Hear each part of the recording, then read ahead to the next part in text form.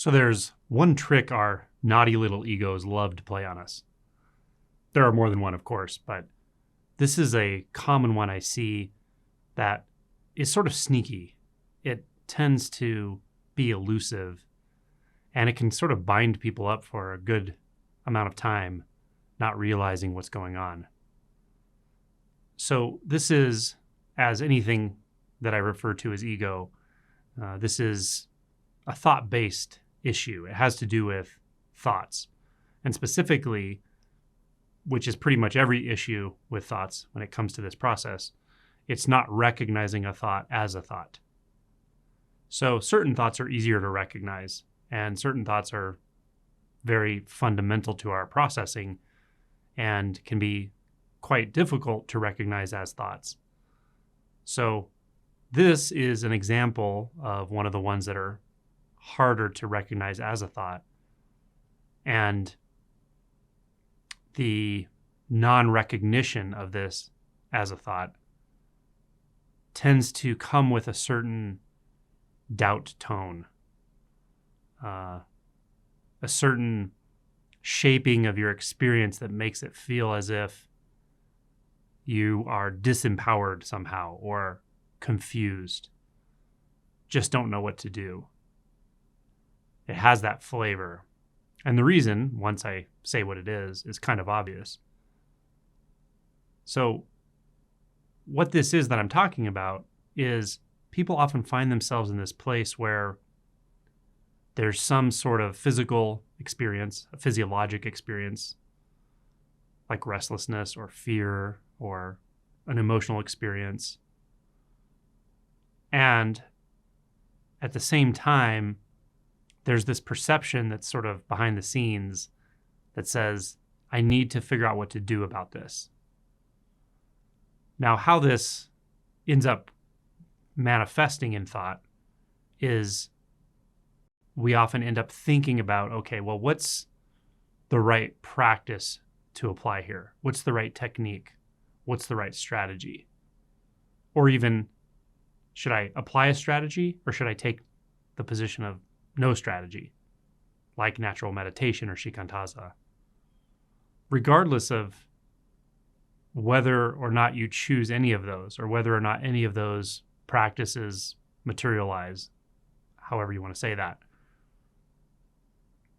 the issue is not in the practices. The issue is not in which technique you apply at which time or what's the most valuable or salient approach to a certain emotional experience or a certain pattern of sensations and pattern of conditions, whatever. The real underlying issue is the belief that there's some big decision to make.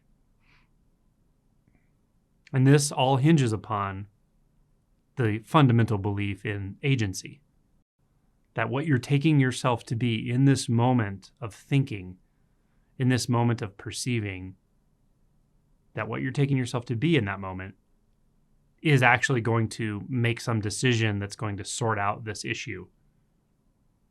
You can see how many beliefs are sort of hidden in that statement. But if you unpack it, you'll see that often that's what's operating. And I see this not too uncommonly in people, even people who have a lot of insight. And I saw it in myself many times as well. So once you pick up that, oh, okay, the thought, the background thought here, or the defining thought, or the thought that is shaping my experience is simply a belief that I have to make a decision about this. Everything hinges on my decision. Which practice is the right practice right now? Or even which view is the right view? Or which approach to spirituality in a more grand way of saying things? A more zoomed out way of looking at practice, which interestingly binds people as well sometimes before much insight at all. It's more like just this preoccupation or even obsession with dogma, with reading and learning about all the different approaches and beliefs and trying to find the best one and the most direct path and all of that. That in and of itself is a version of this, but that's a more overarching version that often comes without any significant direct insight or shift in identity.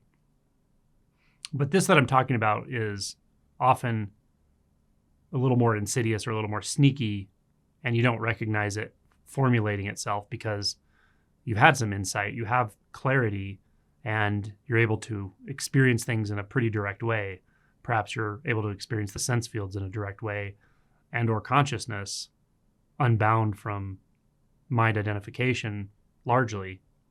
So when this feeling or this set of conditions starts to materialize, this doubt tone, this sense that I've got to figure something out or something's not quite right, without noticing that there's a belief there that says, and it's my fault, right? It's because I haven't figured out the right thing to do yet, which has an underlying belief that there's a doer that's causing all of this, that all of this experiencing has to do with some imagined internal self. So you can see those beliefs, but if you don't unpack it, you won't really see that. It just sort of feels a certain way. And it feels like you're under the gun, like you have to decide what to do, but you don't know how, you don't have the right resources, and it just feels laden with doubt. So this simple act of actually turning around however you can and saying, what am I actually perceiving here? What am I perceiving to be the case in this moment? What is my thought process around this overall experience? And how is that shaping the experience? Or binding whatever sense of identity is remaining here to the experience in a dualistic way? It's usually pretty simple. It's like, I have to make this big decision. There's this big practice decision I have to make. I have to figure it out. I have to talk to the right person to figure it out. I have to sit with it, whatever it is. Now, the moment you really see that, you have an opportunity to release it. Sometimes the first time you see it or the second time you see it, or you even get a little better at recognizing this pattern, it's not immediately this big release. But the more clearly you see it, the more you really dig in and see, oh my gosh, it's just one thought that says, I need to make a decision here. That's what's identifying the experience in reference to the sense of the one experiencing it. That's the linchpin of the sense of a relationship between doer and experience, which is a false relationship. It's a false dichotomy. It's a mental construct. So we see, oh, the sense that there has to be a choice made here is an illusion. Whatever's being experienced is just what's being experienced. It's just what's here. Sounds, sensations, etc. Movements of consciousness.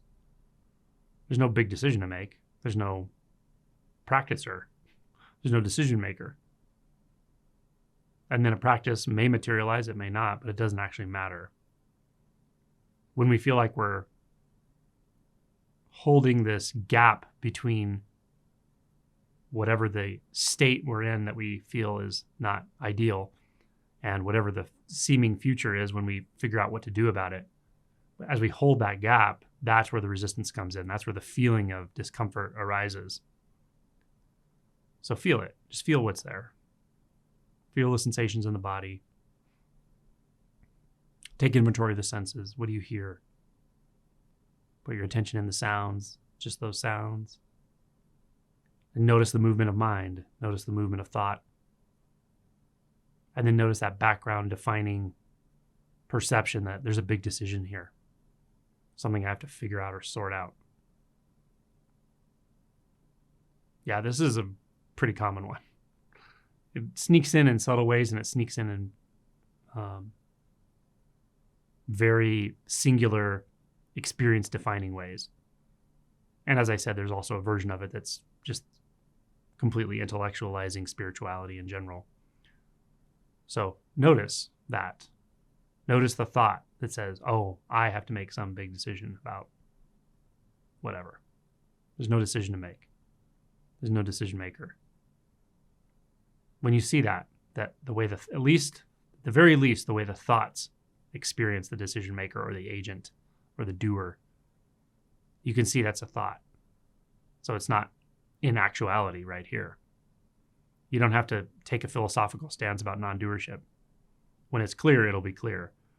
If it's not super clear at the moment, it doesn't have to be. You can still see that the belief in that intellectual doer right now, the one that feels like it has to make a decision, is directly related to the sense that there's a decision to make.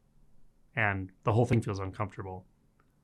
But it doesn't feel uncomfortable because you haven't figured out the right decision. It feels uncomfortable because you're trying to hold this gap in a place that there are no gaps. So hopefully that's helpful.